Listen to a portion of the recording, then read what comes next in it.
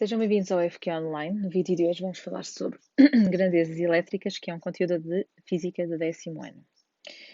Então, o carga elétrica, nós já ouvimos falar dela no ensino básico, ou seja, nós percebemos que quando um determinado átomo capta ou perde eletrões, então significa que constitui um íon. Portanto, então foi nessa altura que nós começamos a perceber que um íon resulta de um átomo por perda ou captação de eletrões. Portanto, nós associamos a carga elétrica positiva a um corpo que perdeu eletrões e associamos a carga elétrica negativa a um corpo que cedeu, captou eletrões. E, portanto, passa a ser, ou seja, nestes casos, ou seja, na carga elétrica positiva passa a ter menos eletrões do que prótons, enquanto na carga elétrica negativa passa a ter mais eletrões do que prótons. Na unidade do Sistema Internacional que vamos associar à carga é o Coulomb. Então, aqui no primeiro exercício, diz o seguinte: após fricção, os corpos A e B da figura em baixo ficaram eletrizados. Qual dos corpos cede eletrões? E vamos justificar a resposta. Ora bem, então o que é que eu vejo? Que o corpo A ficou com carga positiva, ou seja, então significa que perdeu eletrões. O corpo B ficou com carga negativa, então significa que ganhou eletrões. Sendo assim, podemos afirmar que o corpo A foi o que ficou carregado positivamente e, por essa razão, vai ser o que vai perder eletrões. Como estamos a falar em cargas elétricas, então podemos definir uma primeira grandeza elétrica, que é a intensidade da corrente, que reflete a quantidade de eletrões que atravessa uma dada secção de um condutor por unidade de tempo, que é aqui isto que está a tentar aqui ilustrar nesta figura. Ou seja, nós temos uma secção reta, portanto, ou seja, uma representação de uma parte do condutor e nós, se identificarmos o número de cargas elétricas que atravessa este condutor por um intervalo de tempo, então conseguimos determinar a intensidade da corrente elétrica. Por essa razão, a fórmula para o cálculo da intensidade da corrente elétrica é dada por o número de cargas elétricas, portanto é positiva, e porque as cargas elétricas aqui não têm que ser necessariamente, dependendo do condutor, não têm que ser necessariamente sempre negativas, portanto então convém colocar ali o mol, a dividir por unidade de tempo. O que significa que ficamos a perceber que a unidade da carga elétrica, que é a unidade da intensidade da corrente elétrica, que é o ampere, também pode ser expresso em coulomb por segundo. Ora bem, como eu tinha dito, a forma como a corrente elétrica se comporta dos diferentes condutores não é a mesma, ou seja, num condutor que é sólido, a corrente elétrica é segurada devido à passagem de eletrões livres. Num condutor eletrolítico, a corrente elétrica estabelece através de íons quer positivos, quer negativos, mas que se movimentam em sentidos opostos. E num condutor que seja gasoso, ele resulta quer dos íons, quer dos eletrões que surgiram devido à ionização das moléculas ou dos átomos, que garantem então que haja a passagem de corrente elétrica. De referir, já que estamos a falar de corrente elétrica, é importante definir que ela tem dois sentidos, o chamado sentido real e o sentido convencional. O que nós designamos por sentido real é quando as cargas elétricas se deslocam do polo negativo para o polo positivo, ou seja, do polo de menor tensão para o polo de maior tensão, enquanto que o sentido convencional é ao contrário, ou seja, é do polo positivo para o polo negativo. Então, relativamente à intensidade da corrente elétrica, vamos só fazer este segundo exercício que diz: em relação à grandeza e intensidade da corrente elétrica, podemos afirmar que é uma grandeza escalar definida como a quantidade de carga elétrica que o condutor tem, por unidade de tempo. É uma grandeza que descreve o fluxo de cargas elétricas positivas. É a carga elétrica no metal, que é transportada por eletrões que se movem à velocidade da luz. Ou é uma grandeza escalar definida como a quantidade de carga elétrica que atravessa a secção transversal do condutor por unidade de tempo. Então, com base na definição que nós tivemos a ver anteriormente sobre intensidade da corrente elétrica, a opção correta só poderia ser a última, a D. Ok, este terceiro exercício diz o seguinte: se uma corrente de 2 A atravessar uma secção de fio condutor durante 1 minuto, que quantidade de carga atravessa esse pedaço de fio? Então significa que nós temos que a intensidade da corrente é 2 A, temos que o intervalo de tempo é 1 minuto, e vamos já converter para segundos, ou seja, são 60 segundos, e o nosso objetivo é descobrir qual é o número de cargas. Então significa que se a intensidade resulta do quociente entre o número de cargas e o intervalo de tempo, e já temos que a intensidade da corrente é 2, o número de cargas é o que nós queremos descobrir, a dividir por 60, então podemos dizer que o número de cargas resulta de fazer 60 vezes 2, ou seja, o número de cargas seria 120 coulomb. Agora, o esboço gráfico que segue mostra como varia a carga elétrica que atravessa dois circuitos elétricos, A e B, em função do tempo. Qual dos circuitos é atravessado por uma maior corrente elétrica? Então, reparem, nós acabamos de ver que a intensidade de corrente elétrica é o número de cargas por o intervalo de tempo. E reparem que neste gráfico estão representadas duas retas que passam pela origem do referencial e que são, e portanto, o seu declive, portanto, o declive de cada uma destas retas pode ser calculada fazendo o número de cargas por um intervalo de tempo. Ou seja, então estamos a dizer que o declive é a intensidade da corrente elétrica. E, portanto, quanto maior for o declive, isto implica que maior será o valor da intensidade da corrente elétrica. Sendo assim, a nossa resposta aqui é que será o condutor A, uma vez que este é o que apresenta maior declive. Ok, aqui no exercício 5 diz: o gráfico mostra como varia a intensidade da corrente elétrica em função do tempo para dois fios metálicos A e B. Indica o intervalo de tempo para o qual a carga elétrica que atravessa a secção transversal do fio A é maior do que atravessa o fio B. Então reparem que neste caso o gráfico está para intensidade sobre o tempo, ou seja, em relação ao tempo. E por isso, o que é que nós também sabemos? Que se a intensidade da corrente representa o número de cargas por intervalo de tempo, então significa que se eu quisesse descobrir o número de cargas, isto seria a intensidade vezes a variação do tempo. Ou seja, neste caso, eu para descobrir o número de cargas teria que fazer a área do gráfico. E então reparem, relativamente ao condutor A, do intervalo de 0 a 0,6, o número de cargas seria dado pela área deste triângulo. Enquanto que para o fio B já seria dada pela área do trapézio, ou seja, seria dada pela área da. Deixem-me arranjar aqui outra cor. Seria dada por esta área aqui, debaixo da reta. Portanto, significa que a área ocupada, neste caso, pelo fio B, seria superior à área ocupada pelo fio A, portanto, então o número de cargas associado ao fio A seria inferior. Já na segunda parte, no 0.601, é ao contrário, ou seja, aqui o fio B ocupa esta área deste trapézio, mas o fio A também tem aqui outra área, mas é superior. Então, significa que o número de cargas relativamente ao fio A seria, neste caso, superior ao de fio B neste intervalo de tempo. Portanto, relativamente à questão colocada, portanto, em que intervalo de tempo, então a nossa resposta seria entre o 0,6 e o 1,0.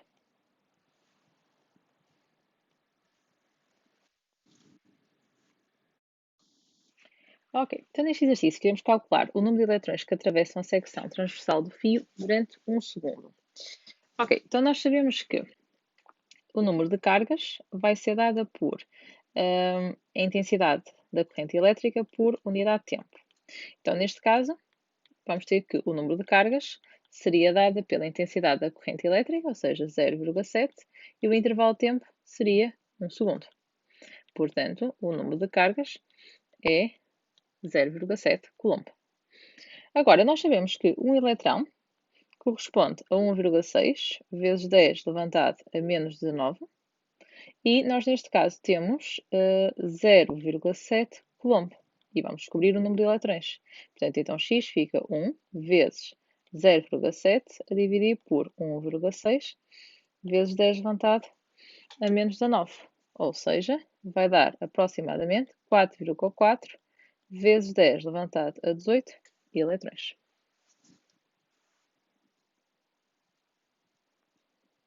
Ora bem, outra das grandezas associadas à eletricidade é à corrente elétrica é a tensão ou diferença do potencial. E isto remete para a quantidade de energia que um gerador, ou seja, uma fonte de tensão, fornece ao circuito por unidade de carga elétrica, sendo responsável pela corrente elétrica num circuito. E a unidade de sistema nacional é o volto. Portanto, a tensão é então a quantidade de energia elétrica por unidade de carga. Ok, então sendo assim, considera o esboço gráfico que representa a carga elétrica deslocada ao longo de um circuito em função da energia transferida por dois geradores elétricos, A e B. Qual dos geradores apresenta maior tensão nos seus terminais? Então, nós acabamos de ver que a tensão é a energia por carga. Só que neste caso, através do gráfico, o declive seria dada pela carga por energia. Então, o que é que significa? Que o declive aqui é representado por ser o inverso da tensão. E isto seria dado ao valor que nós temos aqui. Então, significa que neste caso é ao contrário, ou seja, que quanto maior o declive,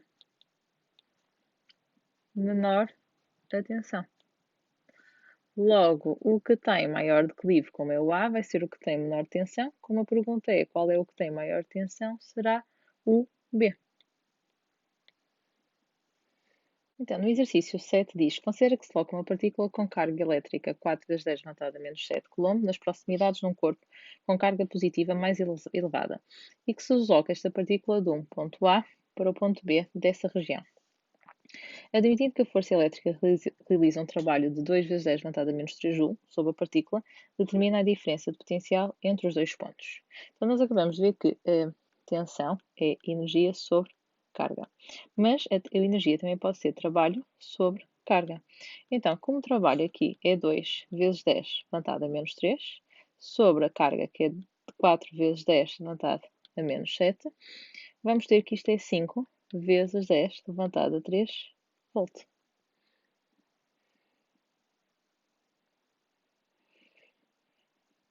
Ora bem, corrente contínua, já que estamos a falar também de corrente elétrica, nós vamos ter que fazer a diferença entre o que é corrente contínua e corrente alternada. A corrente contínua é uma corrente que se efetua ao longo do tempo, sempre no mesmo sentido. Não significa que seja sempre o mesmo valor, mas realiza sempre no mesmo sentido. Enquanto que uma corrente alternada, como está mesmo a ver, é uma corrente elétrica em que existe inversão do sentido ao longo do tempo. Então aqui, como exemplo de corrente alternada, temos, por exemplo, o exemplo da corrente elétrica que nós recebemos através das tomadas das nossas casas e como corrente contínua eu dei o exemplo de uma pilha. Ok, vamos então aqui ao exercício 8 e diz o seguinte: a corrente elétrica que percorre o circuito elétrico pode então ser contínua ou alternada, o que distingue esses dois tipos de corrente elétrica. Então aqui o que nós podemos dizer era o seguinte: enquanto que numa corrente contínua a corrente elétrica efetua sempre no mesmo sentido, numa corrente alternada existe inversão do sentido ao longo do tempo, exatamente correspondente às definições vistas nos slides anteriores. Ora, muito bem, continuando, resistência elétrica corresponde ao quociente entre a tensão aplicada a um condutor e a intensidade da corrente elétrica que o percorre. A resistência é medida em ohm e já tínhamos visto que a tensão elétrica é medida em volt e a intensidade da corrente elétrica em ampere. Vamos então aplicar isto num exercício. Produz-se uma corrente elétrica de 300 mA no filamento de uma lâmpada de incandescência, quando lhe é fornecida a quantidade de energia de 216 Joule durante 1 minuto. E a pergunta é, qual é a tensão elétrica nos terminais do filamento? Então nós sabemos que a tensão é energia por carga elétrica. Neste caso, a energia é 216 Joule e a carga nós não temos. Mas, como? Vamos por aqui uma nota. Como sabemos que a intensidade da corrente é a carga por intervalo de tempo, então daqui eu podia tirar que a carga é a intensidade vezes o intervalo de tempo. Então posso substituir aqui, ou seja, ficava os 300 mA que temos que converter para unidade de sistema internacional, ou seja, 300 vezes 10 elevado a menos 3, e o intervalo de tempo é 1 minuto, que também na unidade de sistema internacional seria em segundos 60. E isto vai dar aproximadamente 12 volts. Agora, qual é o valor da resistência elétrica do filamento? Então aqui aplicamos a fórmula da resistência, que é a tensão a dividir pela intensidade da corrente, que são os 12 a dividir por 300 vezes 10 levantado a menos 3, e isto vai dar 40 ohm.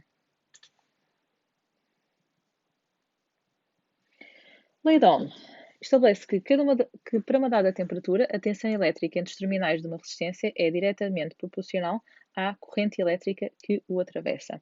Comumente, nós, em termos de gráficos, nós identificamos, ou seja, vocês podem representar isto colocando aqui a intensidade, colocando aqui a tensão, e nós consideramos então se tem que ser constante, a resistência tem que ser constante ao longo do tempo, e então significa que, e a resistência neste caso seria a resistência como é a tensão sobre a intensidade da corrente, isto representa o declive deste gráfico, e então é o declive de uma reta que passa pela origem do referencial, portanto uma relação de proporcionalidade direta. Então aqui no exercício 10, diz o seguinte: relativamente aos três condutores, desde que não ocorram variações significativas de temperatura, podemos afirmar que todos apresentam valores de resistência constante, todos apresentam valores variáveis de resistência, as resistências de A e C são constantes, mas a de B diminui com o aumento da tensão aplicada, as resistências de A e C são constantes, mas a de B diminui com o aumento da tensão aplicada. Então o que é que nós vemos? Que nos dois o gráfico A e o gráfico C são de retas que passam pela origem do referencial, o que significa que a resistência é constante. Mas no caso do B, nós vemos que com o aumento da intensidade vai aumentando a tensão. Então significa que a opção correta que descreve as três representações gráficas seria a C.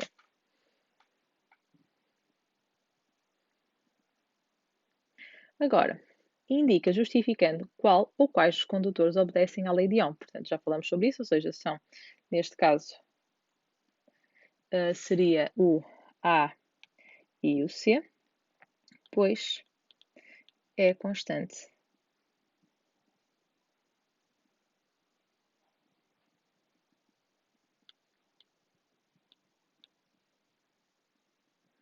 A relação entre a tensão e a intensidade.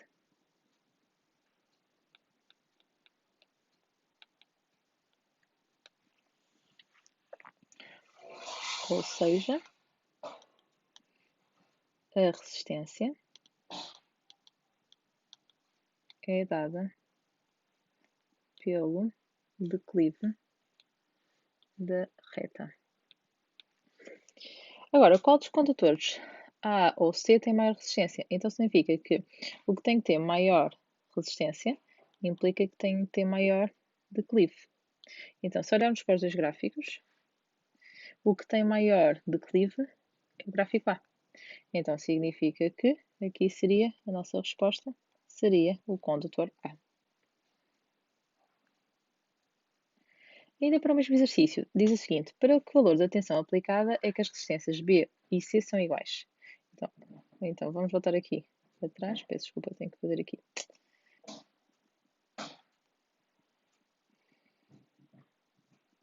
Ok. Então reparem, observando os dois gráficos, nós vemos que eles interceptam-se aqui neste pontinho, no 816. Então significa que os dois gráficos vão ser iguais para que tensão? Para 16 volts. Então significa que essa seria a nossa resposta aqui na 10.4, ou seja, a tensão é de 16 volts. Pelo que portanto, o valor da tensão aplicada é de 16 volts e agora calculando o valor da resistência, portanto, se a tensão, tanto a tensão como a intensidade da corrente seriam a mesma, portanto, e neste caso a intensidade da corrente, peço desculpa, tenho que ir lá outra vez. Eu só tirei o valor da tensão, que era a primeira pergunta, mas para a intensidade da corrente seriam os 800 mA. Então fica aqui 800 mA, que é 800 vezes 10 elevado a menos 3 ampere. E presta atenção, então a resistência do B é igual à resistência do C, que é então 16 a dividir por 800 vezes 10 elevado a menos 3, que dá igual a 20 ohm.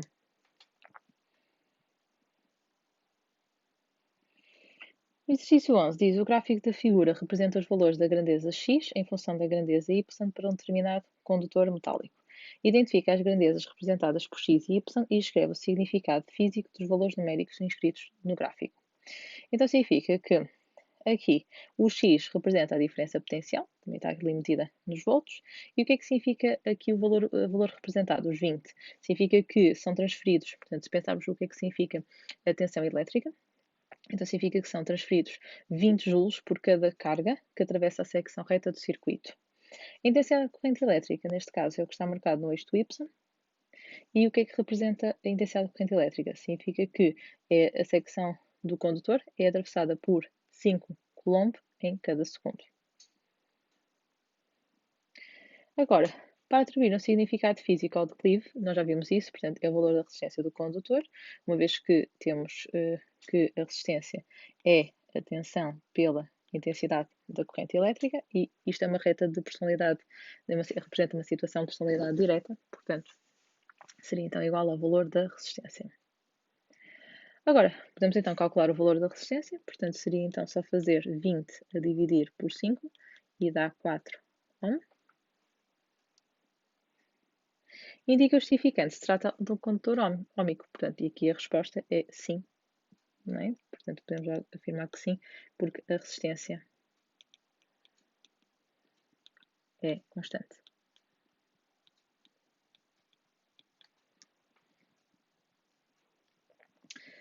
Ok, agora, no exercício 12, um bocadinho grande, mas vamos lá ver. Depois das extremidades de dois X metálicos X e Y terem sido ligados aos terminais de duas pilhas iguais, verificou-se que o número de eletrões que atravessava a secção reta do condutor era metade do número de eletrões que atravessava a secção reta do condutor X, no mesmo intervalo de tempo. Então significa que, se estamos aqui a falar do número de eletrões que atravessa por unidade de tempo, estamos a falar da intensidade da corrente elétrica. Portanto, a intensidade da Y, neste caso, é metade da intensidade da X, ou então, se preferirem, a intensidade da X é o dobro da intensidade de Y. Então, nestas condições, indica qual das seguintes afirmações está correta. A corrente elétrica de X é dupla da corrente elétrica em Y, e o material de X impõe maior dificuldade ao movimento dos eletrões do que o de Y. Portanto, nós já sabemos que tem que ser qualquer coisa que a corrente elétrica é dupla, a de X é dupla, e esta também dá, portanto, então podemos tirar a C e a D.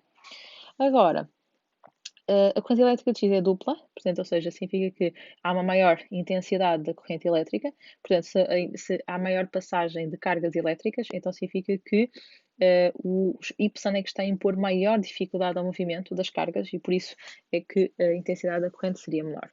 Então, por essa razão, entre estas duas, ficaria a B.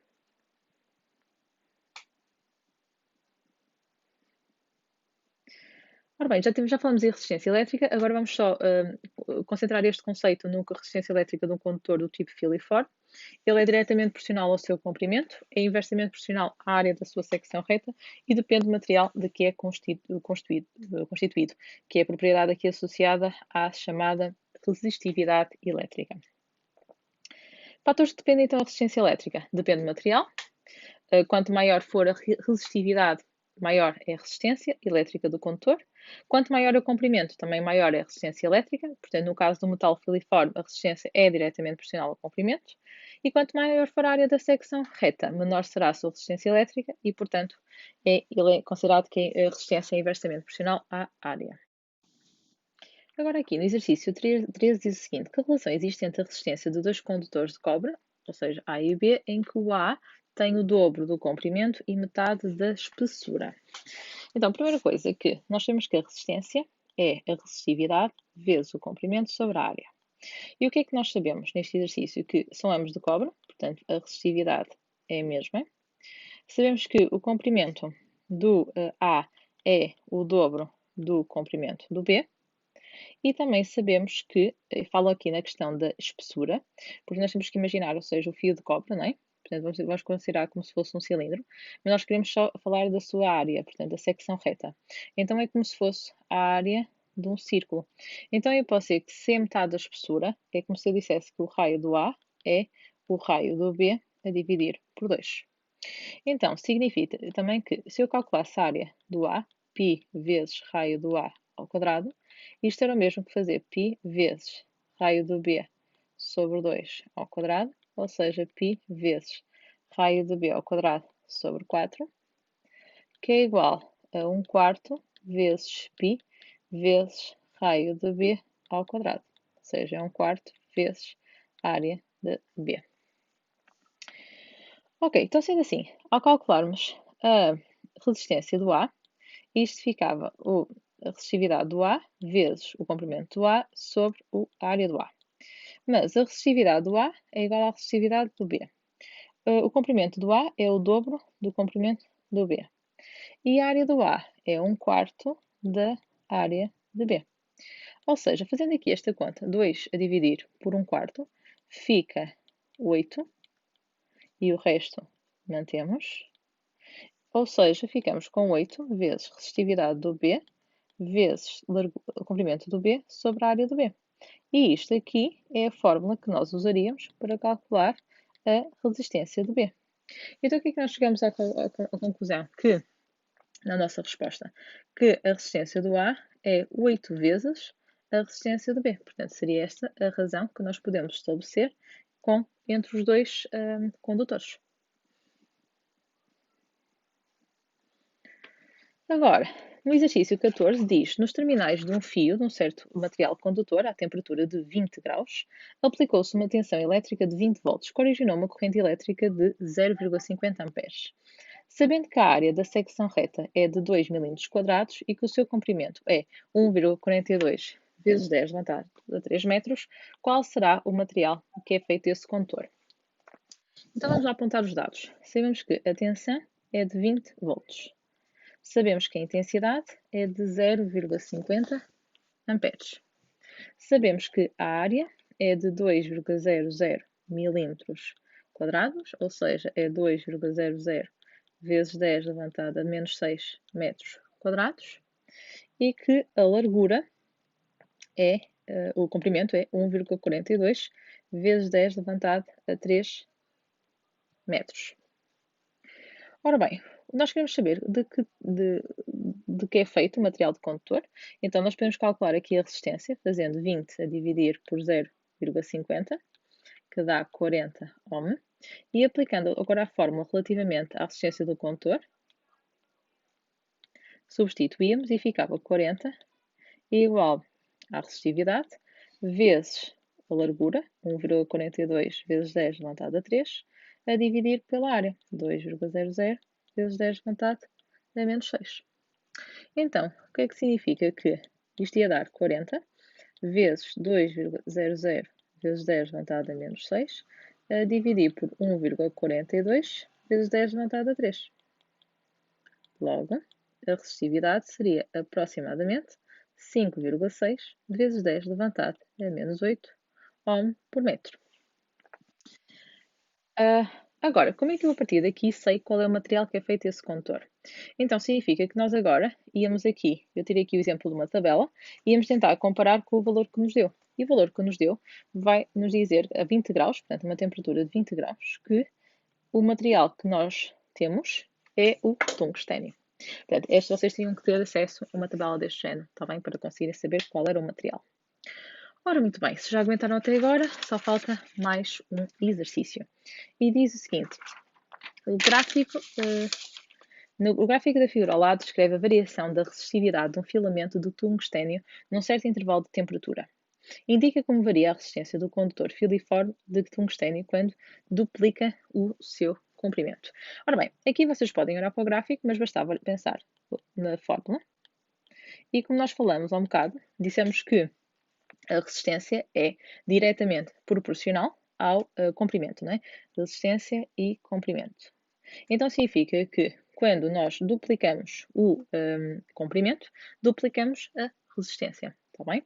A mesma coisa acontece, uma coisa diferente acontece quando falamos em termos de área. Portanto, a área é inversamente proporcional à resistência, ou a resistência é inversamente proporcional à área.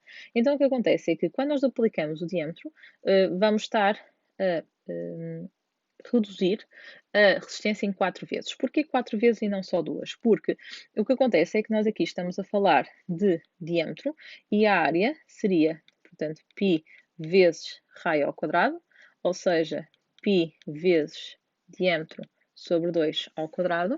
Então significa que estamos a reduzir, ou seja, estamos a elevar ao quadrado. Portanto, ou seja, este dobro passaria ao quadrado a ser 4, considerado 4 vezes inferior, ou seja, faz com que a resistência tenha aqui uma relação de 4 vezes inferior com a área. Ok, e se aumentarmos a temperatura de 2500 graus para 2850 graus? Então vamos ver aqui, uma temperatura de 2500 dá uma resistividade de cerca de 680 e em 2850 dá uma resistividade de cerca de 770. Ok, então significa que para sabermos quanto é que foi o aumento da temperatura, podemos usar os dois valores de referência. Ou seja, este aqui era 680 e aqui é 770. Então, para calcular o aumento, basta fazermos 770 a dividirmos por 680. E isto vai dar aproximadamente 1,13. Porquê que podemos fazer desta maneira? Porque, como estamos a ver aqui pelo gráfico, há uma relação de personalidade, ou melhor, o aumento da temperatura, o aumento da resistividade é diretamente proporcional ao aumento da temperatura. E por essa razão nós podemos fazer aqui um quociente entre os dois valores para descobrir quanto é que foi a relação entre os dois valores da resistência. Ok, espero que tenha sido útil. Eu sei que este videozinho foi um bocadinho maior, no entanto, eu queria que vocês tivessem uma boa gama de exercícios para perceberem como é que podem aplicar as grandezas elétricas. Espero que tenha sido útil e até ao próximo vídeo.